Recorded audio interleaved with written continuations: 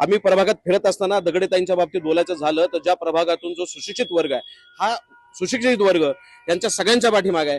ज्यावेळेस सत्ता नसतानाही समाजातले अनेक प्रश्न अत्यंत प्रखरतेने नुसते मांडले नाहीत तर त्यांनी सोडवलेत। त्यामुळे तो वर्ग सगळा त्यांच्याशी एकनिष्ठ आहे।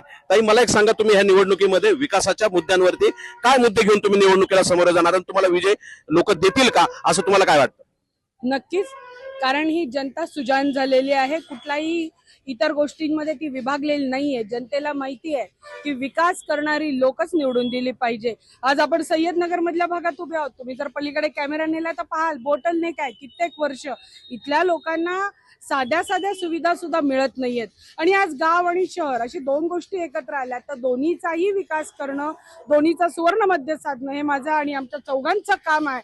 आणि म्हणूनच आम्ही काही योजना घेऊन आलेलो आहोत। महिलांसाठी आहे असे आम्ही इलेक्शनला उतरलेले नाहीये। आम्ही अभ्यास करून आलेलो आहोत। इथे अंडरपास किंवा ओव्हरब्रिजची गरज आहे, त्यासाठी आम्ही पाठपुरावा करू।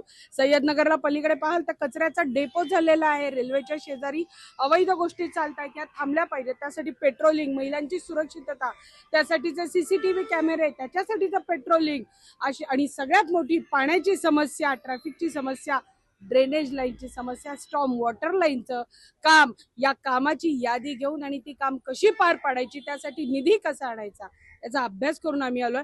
आणि सुशिक्षित मतदारांना हे कळतंय की कोणाला मत दिलं पाहिजे, कोण खरं काम करणार आहे आणि म्हणून जनता आमच्या पाठीशी आणि मला नक्कीच विश्वास आहे लाडक्या भावाच्या लाडक्या बहिणी या नक्कीच देवा भाऊला विजय मिळवून देतील। धन्यवाद।